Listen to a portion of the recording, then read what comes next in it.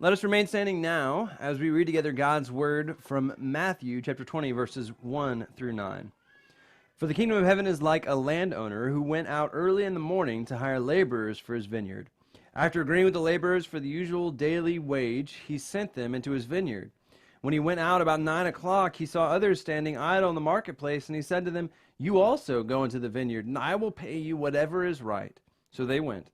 When he went out again about noon and about 3 o'clock, he did the same. And about 5 o'clock, he went out and found others standing around. And he said to them, "Why are you standing here idle all day?" They said to him, "Because no one has hired us." He said to them, "You also go into the vineyard." When evening came, the owner of the vineyard said to his manager, "Call the laborers and give them their pay, beginning with the last and then going to the first." When those hired about 5 o'clock came, each of them received the usual daily wage. This is the word of the Lord. Thanks be to God. Amen. You may be seated. Well, for the past 3 weeks, we've been in a sermon series called Thankful. And we've been learning about how to be thankful, not just because Thanksgiving is coming. If you didn't know, it's this Thursday. Hope you got your turkey. It's an exciting time, right? It's kind of an interesting time when we get together with family, and you know, despite drama, despite all the anxiety that comes with that, we try to be thankful, right? And we try to talk about that. Well, we're learning these last 3 weeks about how to be thankful, not only because Thanksgiving is coming, but because we've been learning that being thankful is good for us. Being thankful is good for us. That we've learned these past 3 weeks that it not only leads to us being healthier and being happier, but it leads to healthier and happier relationships. It leads to healthier and happier children. It leads to better sleep. There are so many things that being thankful does to us and does for us. And so these past 3 weeks, we've been learning about how to be thankful. If you have your sermon notes with you, I invite you to take those out and help us to guide us through this time together. The first week we started the sermon series, we learned that asking for help is the first step in being thankful. That asking for help is the first step in being thankful. That in order to ask for help, we have to truly look at our lives and take an inward look and figure out what we can and cannot do. And when we realize that there are things in this world that we simply can't do on our own or we didn't do on our own, we start to become more thankful. And so we were asked to ask for help the first week. And the second week, we learned that thanks is not governed by circumstances. You believe that thanks is not governed by circumstances. That if it was, in fact, we would hardly ever give thanks if it was governed by our circumstances. But we're called to, in fact, look above and beyond that. And so that's a little bit of what I want to talk about again tonight is how we are called to look above and beyond our circumstances. Because it's a little difficult, right, to give thanks. And as we head into this Thanksgiving season, we are constantly reminded of the events that just happened a week ago in Paris. That acts of hate and evil killed 130 people, and the toll is still counting of those who are injured, those who were affected by these awful attacks.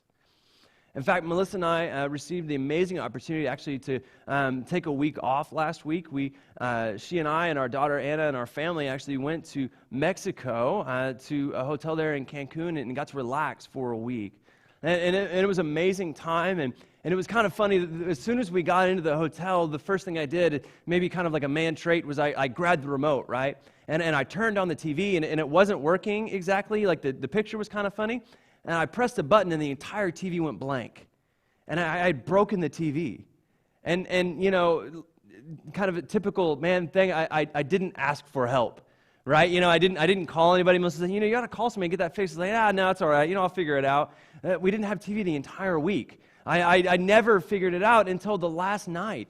Melissa and I are getting ready for our date night. We're getting ready to go out, and Anna was with her grandparents who came with us, and we had a whole date night to ourselves. We're getting ready and getting dressed up, and I got ready a little earlier, and I turned on the TV and pressed the right button that was on the remote, and finally got the TV fixed for the first time our entire trip. And when I got the TV fixed, the news station came up, the first station, and reported all of these awful events that had already happened in France. And reported that France had actually attacked Syria, dropped bombs on military stations there.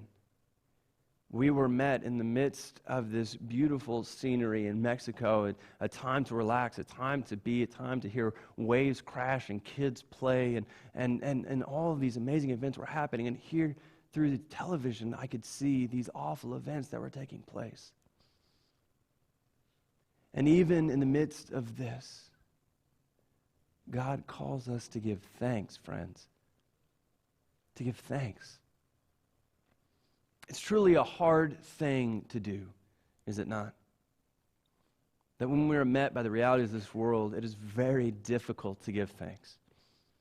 But the truth is, I think many times we fail to see the entire story.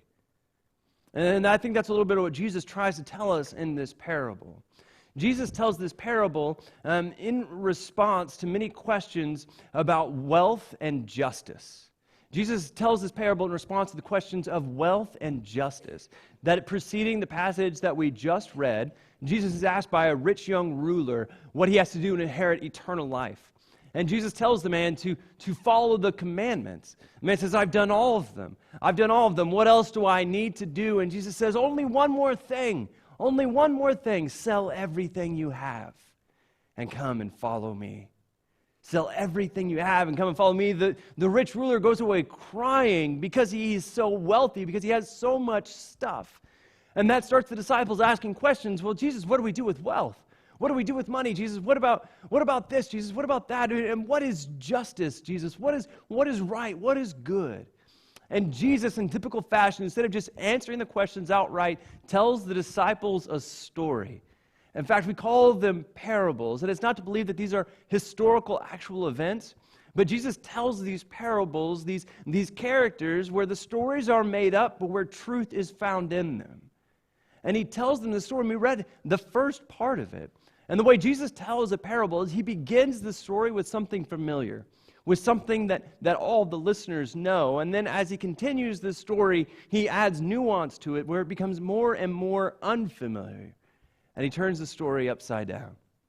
He begins it with something very familiar. He says a landowner had a vineyard, and he goes out early in the morning, and he finds day laborers to work in his vineyard. And when he goes out and he meets them, they decide on a daily wage, and they agree upon it, and then the laborers go back to his vineyard and work. Something very familiar, something that would have been done over and over again. Something very familiar. In fact, we read later that the landowner agreed to pay each day laborer a denarius. This denarius, most scholars kind of go back and forth on how much this actually cost and what the equivalent would be today. And as much as we can tell, if these day laborers were making one denarius a day, they were among the poorest of the poor.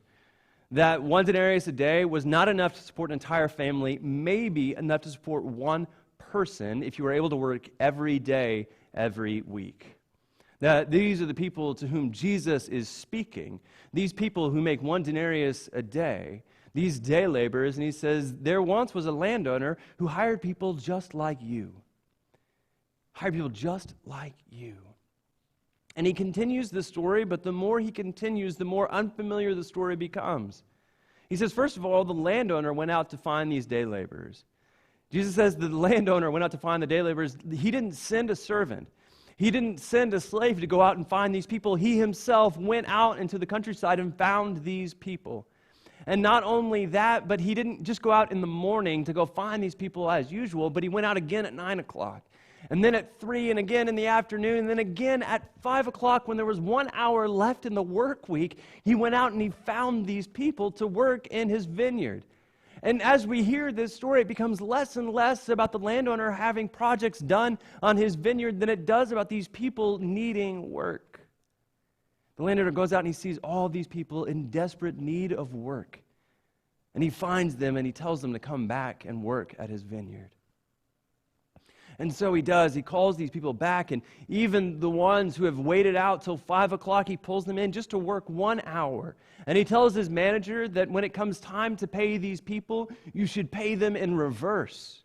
You should start with the ones who've only been here 1 hour. And you should pay them first, and then pay the ones who've been here the longest last. Now, this is completely upside down of what the people thought. They said, well, if you had somebody who had worked longer hours, surely you would pay them first to give them more honor and to get them out of there quicker because they've been there all day. Why would you pay the one who'd only worked 1 hour first? And what they see is those who have only worked 1 hour get a full day's wage. They get a full day's wage. And so we read half the story, and something happens to those standing in the back of the line when they see that the ones who had only worked 1 hour get a full day's wage. What do we find? But the people in the back of the line start thinking that they're going to get paid more, right? If that's what they get paid, imagine what I'm going to get paid. We read about it again in Matthew chapter 20, verse 10. It said, now when the first came, they thought they would receive more, but each of them also received the usual daily wage. And when they received it, they grumbled against their landowner, saying, these last worked only 1 hour, and you have made them what, friends? You have made them equal to us, who have borne the burden of the day and the scorching heat. You have made them equal to us. The problem isn't money, friends. The problem isn't the fact that he paid them the same amount. The problem is that he made them equal. Friends, we struggle with grace. We struggle with the love of God because it makes us equal. Despite all of the differences that we tried to build up between each other, despite all the lines we try to make between us and another, despite the houses that we tried to build, despite the property lines, despite the state lines, despite the country lines, friends, God's grace makes all of us equal, and we struggle. We struggle. Jesus tells this story about wealth and justice, and he says that it makes all of them equal. But the landowner, being complained to, being grumbled at, responds in this way.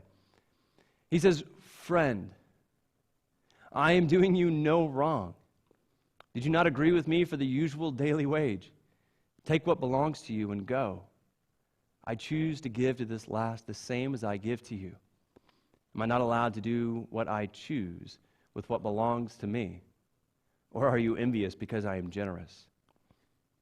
So the last will be first, and the first will be last. I think this is an incredible story because it challenges us in so many levels. That imagine if you were the last day laborer to get hired that day. Right? I mean, imagine if your livelihood depending on you earning just enough to get by on that day and you hadn't found any work all day. For whatever reason, maybe you were running late for something, maybe your child was sick or something happened to you on the way to work, or maybe you showed up and you were there but nobody hired you. And imagine how demoralizing that would be to stand there all day in the scorching heat and get picked over one by one and watch everyone else leave as you are standing there. Imagine the hope that you would experience seeing one more person come, at least to work 1 hour. You're thinking, all I want to do is just work 1 hour. Imagine the hope you would find in somebody choosing you after that long day in the scorching heat and saying, go work in my vineyard. That what we find in this story, the parable, the landowner agrees on a usual daily wage for the first workers, right? He goes out early in the morning when the sun rises and he says, I'll pay you 1 denarius to work in my vineyard, and they agree and they go. But what we find is that as the landowner goes back and forth, as he keeps going back out and finding people, he stops agreeing on a daily wage and he says, I'll give you what is right. I'll give you what is just. And he tells these laborers this as he goes out later and later in the afternoon, and they don't care. Right? They're fine. I'll work. I'll do whatever I can. Imagine being that man, that woman who says, I'll do whatever it takes. Just let me go out and work 1 hour. Imagine working for that 1 hour as hard as you could and going to the line to get paid, finding out that you're first and getting paid a full day's wage. How would you feel, friends? What would you experience in that moment? Now imagine you were chosen to work that day, that you had waited all day, gotten picked over one by one, that it was now 5 o'clock, you had 1 more hour to work. Imagine the landowner coming to you and explaining the end of this story. Imagine him coming to you and saying, I will pay you the same that I've paid everybody else if you work 1 hour. How hard would you work, friends? How much more diligently would you work for that man? How grateful would you be to that person as you rushed out to his vineyard, as you did whatever you could in that 1 hour? I'm sure we would have never worked harder in our lives for that 1 hour as we showed this gratitude, this appreciation. Now imagine you're the one who showed up early in the morning and you heard the end of the story. Imagine doing everything right. Imagine the alarm going off early in the morning, just enough time to get dressed and prepare and go out and wait in the right spot at the right time, and the landowner come to you and say, you will work in my vineyard, I'll pay you a full day's wage. But here's the thing. Someone else will work only 1 hour and receive the same pay as you. How would you feel, friends? We'd feel cheated.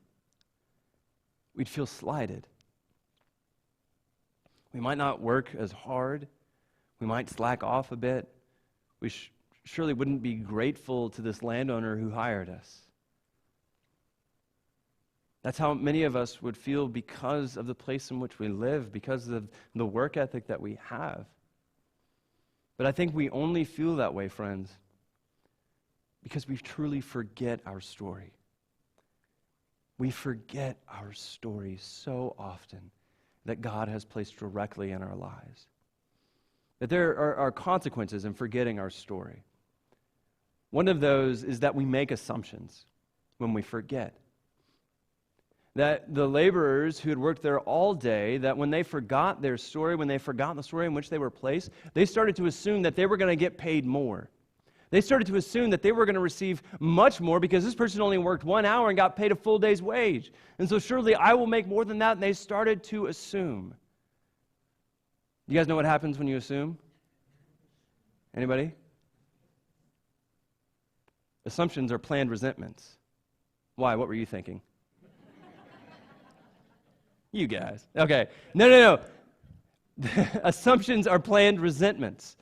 It's true, right? That anytime we assume something, we're just setting ourselves up to fail.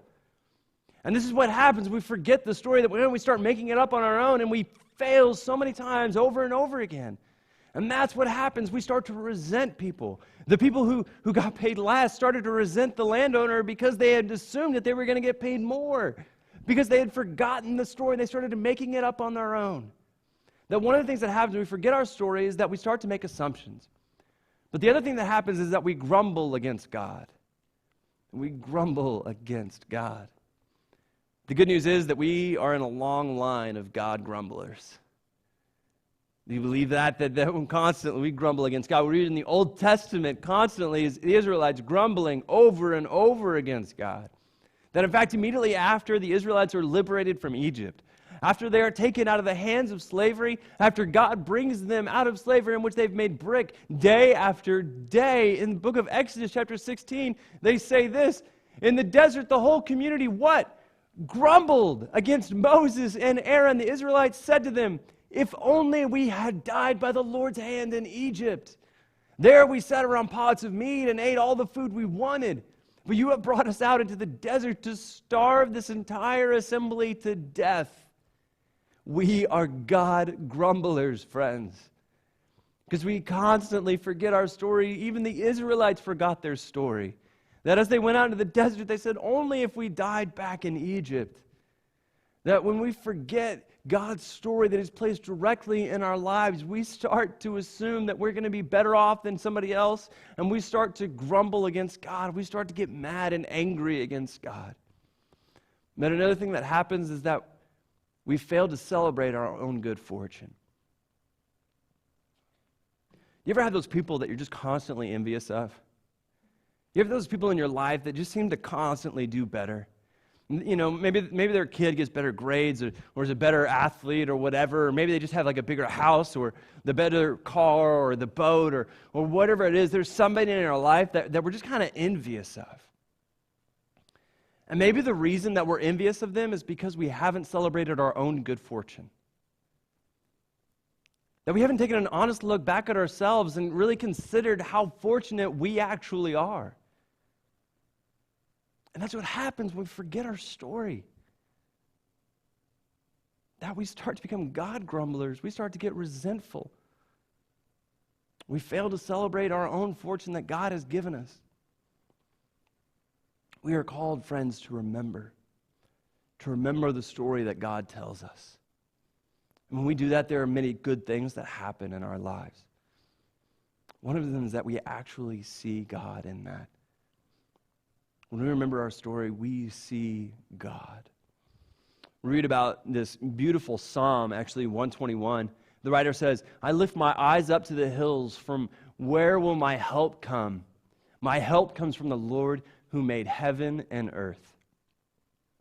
And this psalm is actually, Psalm 120 and 121 are called the Psalms of Ascent, coming from the word ascend, to go up. And these psalms were recited whenever travelers would go from wherever they were to Jerusalem. Because the road to Jerusalem was constantly up, because Jerusalem was on a hill. That many of the roads looked a little bit like this. That if you were going to go to Jerusalem, you were always going to go up. You were always going to ascend.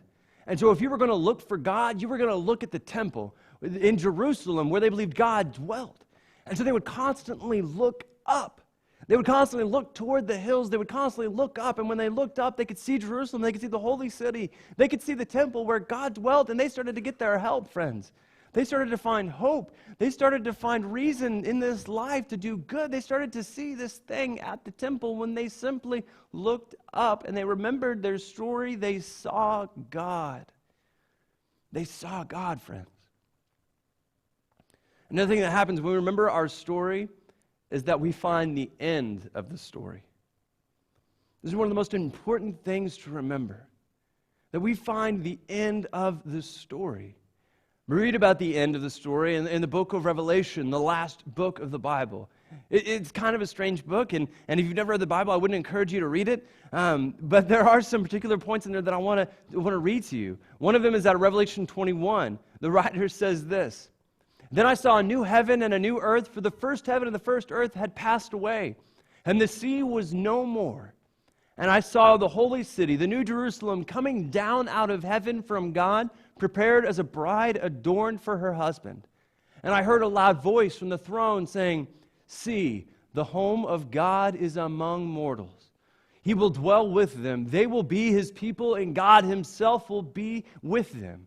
He will wipe away every tear from their eyes. Death will be no more. Mourning and crying and pain will be no more, for the first things have passed away. Friends, this is the end of the story.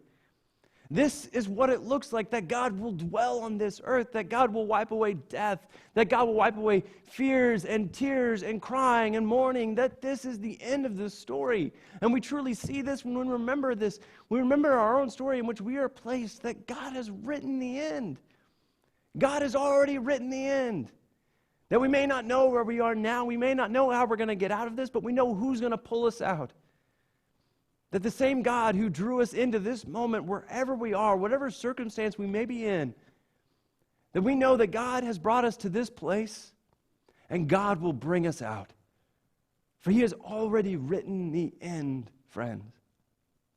He has already written the end. This is what happens when we remember our story.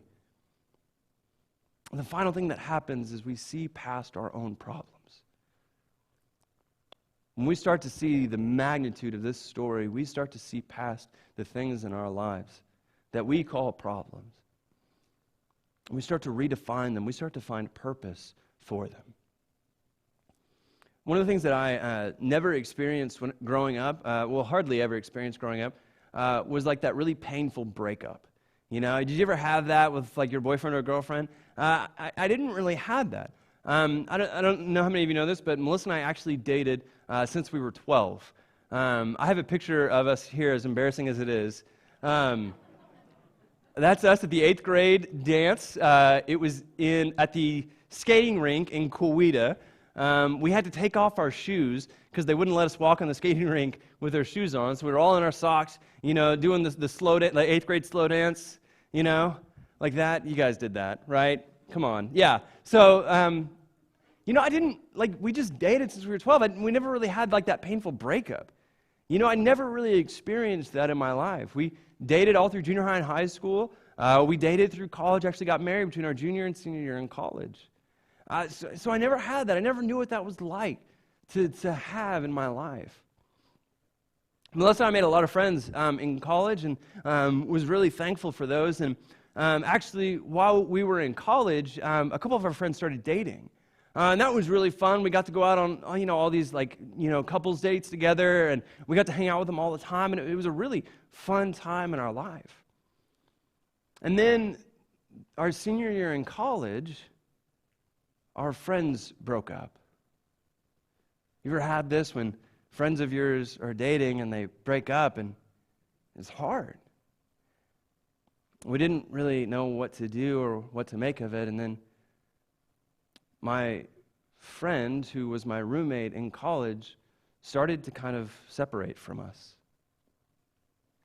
Started to kind of drift away and, called less and less and texted less and less. And then finally, we just stopped talking. And that was really painful.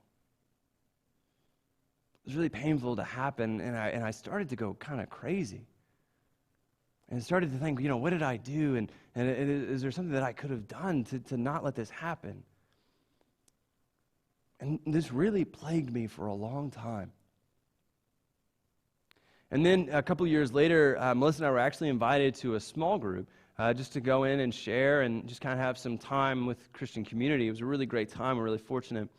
And as we were in this small group, we actually sat outside around this fire, and we were just invited to go around the circle and just to share, something we needed prayer for and something, that we could lift up to our friends.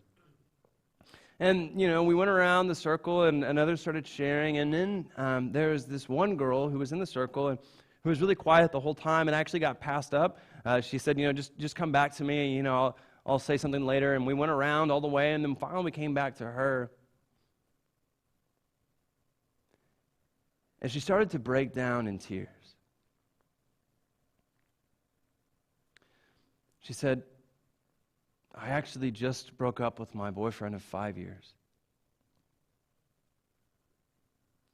And when we broke up, it was really hard, and I started to lose myself a little bit, and I started to feel a little crazy, and I started to stalk him on Facebook and to see what he was doing, just to have some semblance of life. And I started to wonder what I could do and what I could have done differently. And as she talked, I realized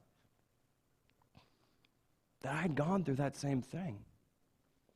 It wasn't a partner like that, but it was a close friend of mine who had separated from me, and it hurt. And we agreed to pray for her, and afterwards I was able to share with her that, I've never gone through that exact same thing, but I think I know what you're feeling. And what we find, friends, is that empathy is the greatest form of prayer. That actually being able to walk in someone else's shoes is the greatest way to be able to pray for them, for you know exactly what it is to feel that way. That what we might find is that we may not believe that God causes disaster. We may not believe that God causes hurt and suffering, but what we believe is that God repurposes that suffering, repurposes that hurt. That if we believe in a God of resurrection,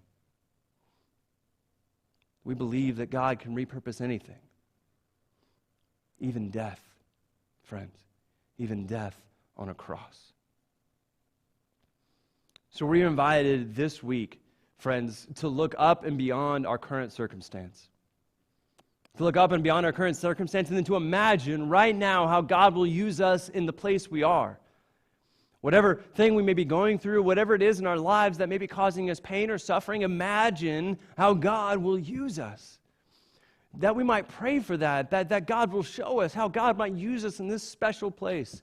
This place that only we can walk through, this place that only we can be. We might ask that God would show us that. Because I believe that could truly change the world, friends. I believe this can truly change the world. There's a story of a dad who took his son to go see a movie. It was actually the newest Karate Kid that came out in 2010. Did you guys see that? It's a pretty cool movie, right? It was pretty good. It had Jackie Chan and Jaden Smith in it. And, little, like, Jaden Smith gets kind of ripped, Like, I watched him do all those sit-ups, and I was like, I can't do that. And it's a really cool movie. And actually, Will Smith helped produce the movie, Jaden's dad.